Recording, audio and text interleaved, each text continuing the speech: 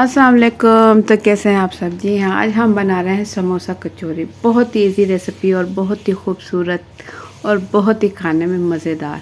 तो आप लोग ये रेसिपी एक मरतबा ट्राई करेंगे तो इंशाल्लाह आप बार बार इसे ट्राई करने वाले हो, क्योंकि ये इतनी मज़ेदार और ज़बरदस्त बनने वाली है। खूबसूरत स्टाइल में बनाएंगे। तो आप लोग वीडियो शुरू करने से पहले चैनल पर न्यू है तो सब्सक्राइब कर लें, वीडियो पसंद आए तो एक प्यारा सा लाइक कर दें। बिस्मिल्लाहिर्रहमानिर्रहीम। यहाँ मैंने ले लिया है मैदा 2 कप और इसमें नमक शामिल कर दिया है 1 चाय का चम्मच। घी यहाँ मैंने ले लिया है 4 खाने के चम्मच। वो इसके अंदर अच्छे से मैं प्याली साफ़ कर दूँगी, सारा घी डाल दूँगी और हाथों की मदद से इसकी मैं अच्छे से मिक्सिंग कर लूँगी। जितनी अच्छी मिक्सिंग करेंगे उतना ही अच्छा हमारा कचौरी का डो तैयार होगा। ये देखिए, हाथों की मदद से हल्का हल्का मसलते हुए तमाम घी अच्छे से मिक्स कर लेंगे।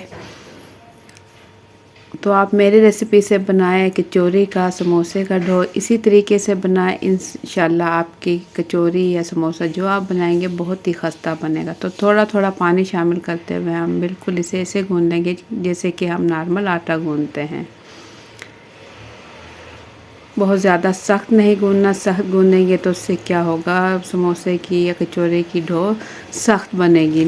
नरम बनाएंगे हल्का सा और इसे रख देंगे हम किसी बाउल में 10 से 15 मिनट के लिए। इतनी देर में हम आलू का मिक्सचर तैयार कर लेंगे। आलू यहाँ मैंने ले लिए हैं 4 अदद और इसे मैंने अच्छे से उबाल लिया है, उबाल कर छील लिया है। बहुत ज़्यादा नहीं उबाला कि बिल्कुल ही आलू जो है नरम हो जाए, बस आलू अच्छे से गल जाए इतना हमने इसे उबालना है। उबालने के बाद इसे मैश कर लेंगे अच्छे से। और ये वो चीज़ें हैं जो कि मैं आलू के मिक्सचर में शामिल करने वाली हूँ। प्याज यहाँ मैंने ले लिए हैं 2 मीडियम साइज़ के, बिल्कुल बारीक काट लिया। हरा धनिया भी बिल्कुल बारीक काट लिया और 10 से 12 हरी मिर्चें ले ली हैं चटपटा बनाने के लिए। आधा चाय का चम्मच काली पिसी मिर्च, आप चाहे तो लाल भी ले सकते हैं। नमक यहाँ मैंने ले लिया है 1 चाय का चम्मच और कुटी हुई लाल मिर्च भी मैंने ले ली है 1 चाय का चम्मच। अब इन तमाम चीज़ों की मिक्सिंग हम अच्छे से कर लेंगे, चाहे तो हाथों की मदद से भी कर सकते हैं और स्पून से भी। तो यहाँ ज़बरदस्त मिक्सचर अब बिल्कुल रेडी हो चुका है। इसे बाउल में निकालेंगे और ढक्कन ढककर इसे रख दें। आप फ्रीज़ भी कर सकते हैं, जब आपका दिल चाहे आप इसके समोसे तैयार कर सकते हैं। इससे ये हो कि टाइम की बचत हो जाएगी। तो इसे कवर करके हम रख देंगे। यहाँ मेरा आटा बिल्कुल रेडी हो चुका था, मैंने इसे बेल लिया है और कटिंग के लिए यहाँ मैंने एक ढक्कन ले लिया, क्योंकि मैं समोसे कचौरी बना रही हूँ, थोड़े बड़े साइज़ के चाहिए। इसलिए आपके पास कोई भी थोड़ा सा बड़े साइज़ का कोई भी इस तरीके का बर्तन वगैरह है, आप उससे इसकी कटिंग इस तरीके से कर सकते हैं।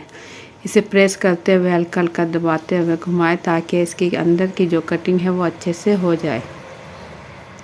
ये देखें, ज़बरदस्त कटिंग अब बिल्कुल रेडी हो चुकी है। और इसके हम समोसे तैयार करेंगे। उसके लिए हम तकरीबन 1 खाने का चम्मच जो आलू का मिक्सचर है वो इसके ऊपर रखेंगे एक साइड में और दूसरी साइड से उठाकर इसे चिपका देंगे।